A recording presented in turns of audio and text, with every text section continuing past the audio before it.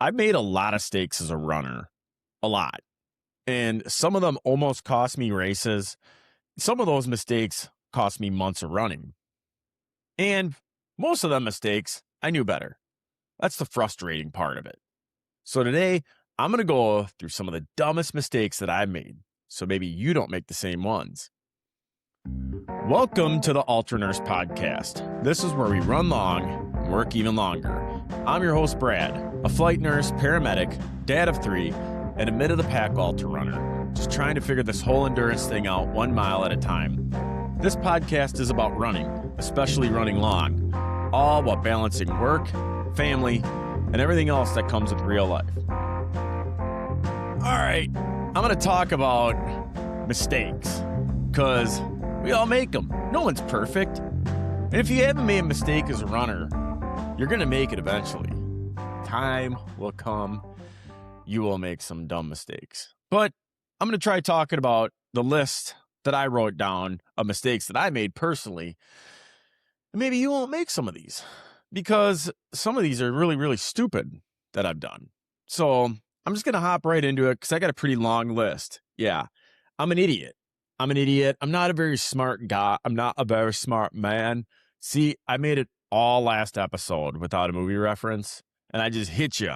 I hit you with the Forrest Gump reference right off the bat. But anyways, I'm going to get into this because I got about 11 of them mapped out here of mistakes that I wrote down that I made that may have or may not cost me one way or the other. So, number one, injury and recovery mistakes. That's probably the biggest one that I made. Running through pain. You know, I've done it more times than I'd like to admit. That mindset pops up all the time. You know, I'll loosen up, or it'll get better. It's nothing. Just get through this run. And honestly, I'm dealing with it right now. It's in my heel. And yeah, some days it feels okay, and you can convince yourself that it's fine and that it flares back up. Instead of backing off, you keep going. Here's the problem, right? But pain is actually information. It's information. Your body's telling you something, because pain ain't normal. Okay, to us ultra runners, you know, it might be normal, but for most normies, pain is not normal. That's your body telling you something. It's telling you something's wrong. It doesn't like something, right? When you ignore it, you take that small issue sometimes, you turn it into a bigger issue. All right. Now, from a medical standpoint, this is simple, right? Tissue needs time. Inflammation just doesn't appear and disappear when it wants to. All right. So if you keep loading it, a lot of times you're just you're digging a deeper hole. Okay.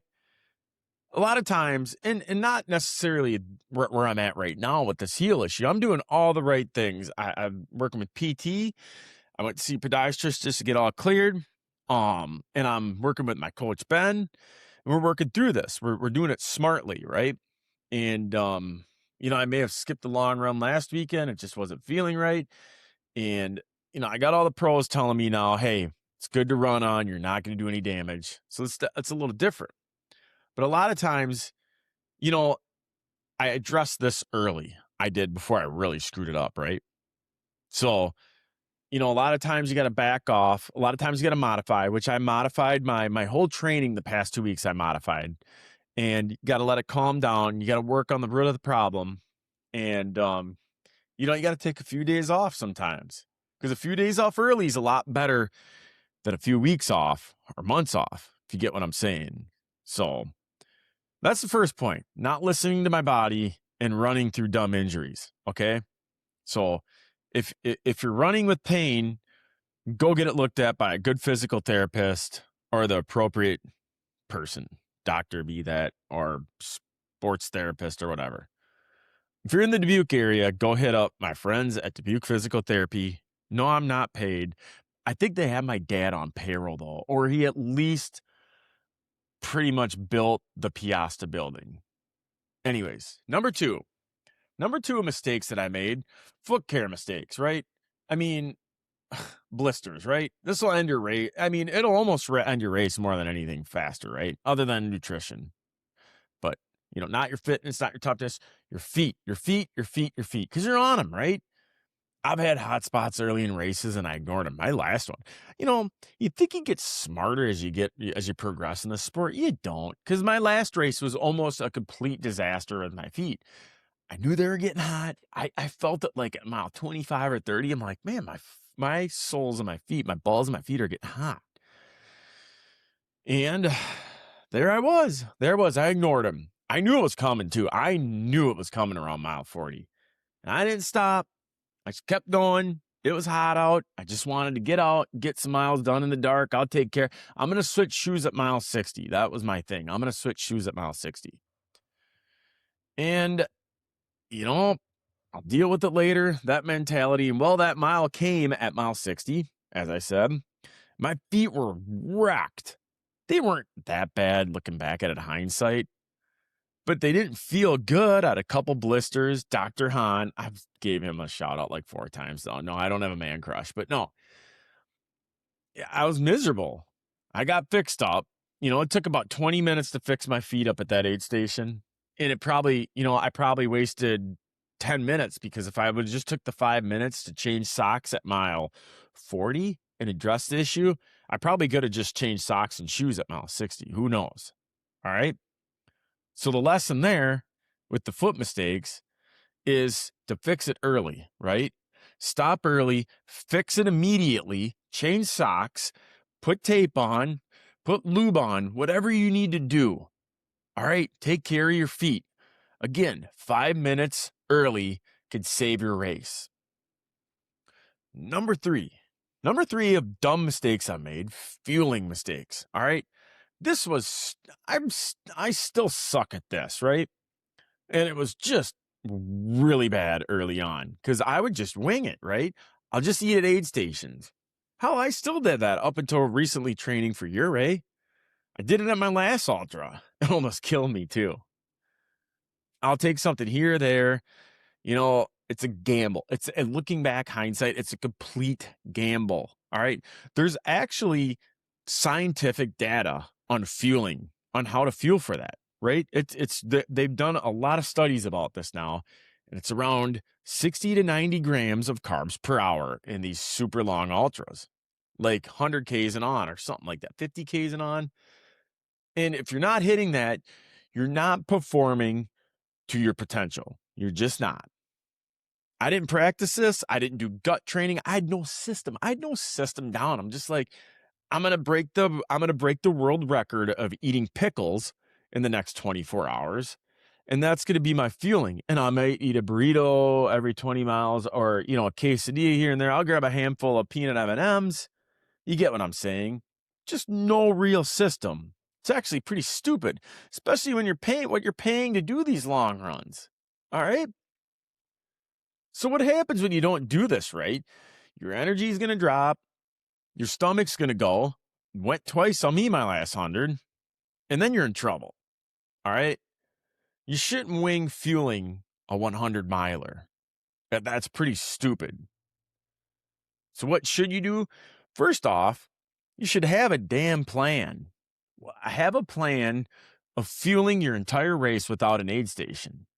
And then just sprinkle the aid stations on there just for extra bonuses, right? And then practice that plan. Train your gut. Don't go out there and slam a bunch of gels without practicing eating gels on a run. You're going to shit yourself or end up in the porta potty for a long time or end up in the woods after using your entire roll of toilet paper that's in your pack. All right? And then also have a backup plan for if that goes south, all right? All right. You can't wing fueling a 100 miler. You can't do it anymore. Don't do it. Brad, do not do it, okay? Number 4 of mistakes that I made, race execution mistakes I wrote. Now, this one's a classic. Dude, who has not gone out too fast once in their life? Or thrice, or 10 times. I mean, we all know it. You start the race off, you're feeling good. You put the training in, the adrenaline's there. You're fresh, you're excited. You're around other runners. You're around your arch nemesis that you want to beat, right? And then you get pulled into their pace and it feels easy. And then it doesn't. And ultra marathons punish that mentality hard. Same with not walking early, right? You think you're saving time. You're burning energy that you're gonna need later, right? Chasing other runners, that's a stupid dumb mistake. At least early, anyways. Unless you're super elite. I always say this: race your own race. All right? You should not be racing other people. You should be racing yourself. Run your race, not theirs. Get them at the end of the race, okay? So don't go out too early. Don't race others, all right? Those are race execution mistakes. It's number 4 on my list. Done it a time or two. And it wrecks you. All right. Number 5 of dumb mistakes, gear mistakes. Made about every gear mistake possible, right? I've worn wrong shoes before. Oh my God, my shoes were just a mess. Before I met Kevin, big shout out to Kevin at Brown Shoe. Dude, before I went in and got fitted, man, my feet were a damn mess. I would just go to a shoe store and be like, oh, they're Sauconys or what. I mean, nothing against Saucony, but I'm just picking out a brand of shoes. But they're a running shoe, whatever. Put them on, let's go. Oh, wrong socks. You know, I wouldn't buy running socks. I'd put on a pair of Hanes socks. Or I'd overdress, or I'd underdressed. Or one of the dumbest things with gear mistakes, not charging my stuff. I talk about this till I'm blue in the face. I must talk about this every other episode. Charge your headlamps. I've had the headlamps die. I've had my phone die before. And that's a safety issue. You should always have a phone on you. You know, earbuds die. I mean, all that stuff is on you, right? All that stuff is on you. Always charge your gear, always. Always have a backup light, too. Being stuck in the dark sucks. It's not a good situation. That's a safety issue. So as far as gear, how do you fix all these mistakes, right? With how you're overdressing, underdressing, your shoes or whatever? Well, it's simple. Test everything. With shoes, go to your local shoe store, get fitted, and then test running in them. Test running in them when it's raining, before you run in a race. Test running long in them, you know. Test them on the train that you're going to run in or something similar, right? Well, your shorts even. Run in shorts before you go run a race. Or socks or anything. Test it, all right? Never assume that it's going to be fine. Or just because it's Nike shorts that they're going to be awesome on you. No. Train in what you're going to race in, okay? All right. Number 6 is safety and preparation mistakes I wrote down. All right, this is another one. Relying too much on aid stations. Aid stations are great. I love them. Good time. All right, I got to go on one rant, though. I don't know how to make this sound. I don't know how to make this sound good because I don't know how to make this sound good, guys. All right, I get annoyed. Oh, I should not say this because people are going to hate. I get annoyed at overly giddy and positive aid stations, like when the music's just blaring and everybody's dressed up. They're all loud everywhere, and there's too much positivity. And it's just like, I got to get out of here. It's too much stimulus. That's just me. That's me. I got to leave them damn places. All right. Anyways, back on point. I'm sorry. I know I'm a terrible person. Everybody's going to be like, we do not want the UltraNurse Brad at our Ultra. He's a dick. No. Anyways, relying too much on aid stations. Assume you're going to get there. And when you think you will, right? So hey, I'm going to be at this aid station at 9:00. So I'll grab my headlamp then, right? No, you always have a buffer. You got to have a buffer. I've been burned by this before. I'm going to get to this aid station then, or I'll have enough water, right? You think it's 2 hours away, and then you'll get there in 3 hours. And then you've been out of water for an hour, or you haven't eaten in an hour because you're not carrying fuel. And that's a problem, all right? So, like with aid stations anyways, what I recommend how to fix this is if I think I'm going to be 3 hours to the next aid station, it's 4 hours. It's 4 hours. Always leave an hour buffer. All right. Maybe even longer if your aid stations are super spread out. But And then, like checking the weather too goes in this because that's a safety mistake. Seriously, I know we've all been caught in wicked storms before, but I've been in some pretty stupid situations where I should have just looked at the damn radar and that glob of red would have moved out of the way had I just waited in my car 10 minutes. You know what I mean? Because conditions can change and that matters. All right. Now, obviously, when I'm out in Colorado, I'm just going to roll the dice. Oh my God, I'm so screwed for that race. Anyways, mental mistakes is number 7. These are some of the worst mistakes have been mental. Negative self-talk. I still fall into this category today. Just telling myself that I'm done actually before I'm even in the run. I was doing this last week. with this stupid heel. I'm like, there's no way I'm going to finish URA. No way I can do it this year. I'm looking way too far ahead. It's stupid. That negative self-talk is not productive. And it's super detrimental in your long runs and in your races. Thinking about how much you have left instead of what's right in front of you, dude. That's with your races. That's with your training. That's with life, man. And then listening to negative people too. There's always going to be people out there that doubt you. Hell, I got them in my ear all the damn time. I got them in my ear about this podcast. And I'm like, I'm just doing this for fun and to try to help another person out there. And there's still negative in my ear. Oh, yeah, you're going to do your podcast? Yeah, I'm going to do my podcast because I like it. I like doing this. I like talking about running and doing hard things and working in healthcare and being just a normal person.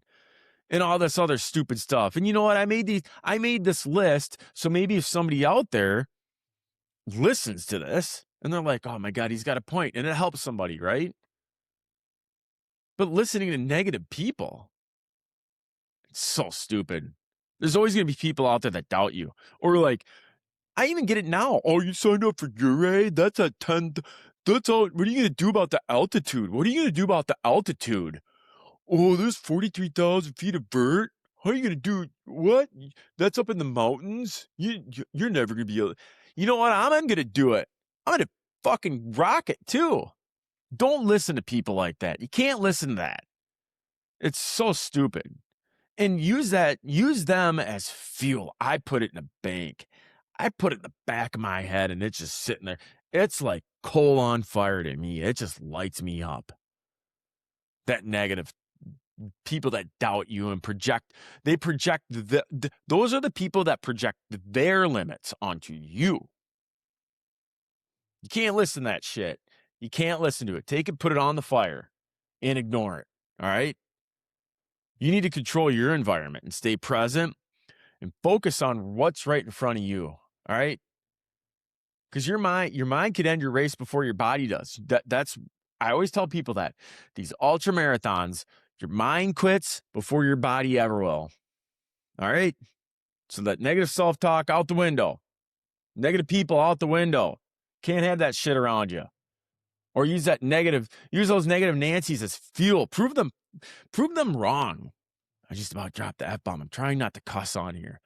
Oh my gosh. That is one of I got to work on I'm getting better, I think. Anyways. All right. Number eight, training mistakes. Oh boy. I could do a whole episode on this one. Maybe I will too down the road. All right. Training mistakes. I've done too much. Okay. Look, in hindsight, I probably did too much for some races. All right. Probably skipped on a lot of recovery. Thought about, man, if I don't, missing that one run ruins the whole block, right? It doesn't. Man, you're not going to lose your fitness right away. Fitness builds over time, right?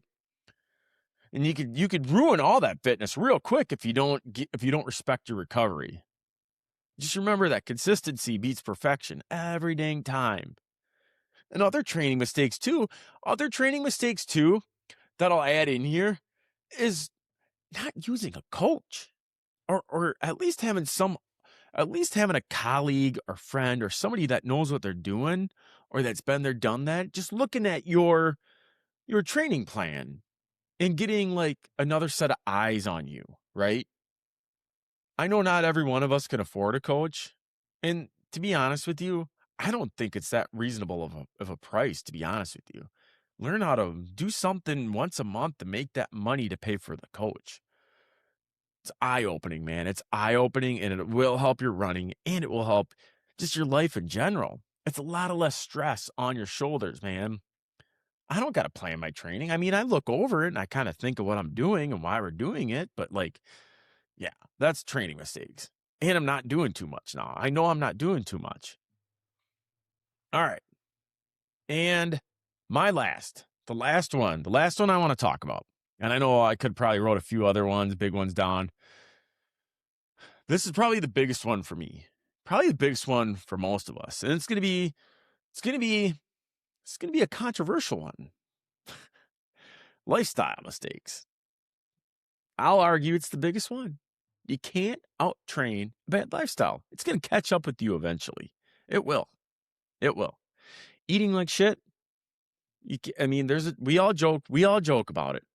We all joke about, oh, we could run and we could eat whatever we want. We could eat the donuts at the aid stations, this and that. It's going to catch up with you eventually. Feeling stupid's dumb. And outside, oh yeah, I ran 10 miles. I could eat whatever I want. Man, your body doesn't like it. Trust me. It matters. What you eat affects how you feel. And it's going to catch up with you long term. And it affects how you recover and how you perform. All right? And then sleep.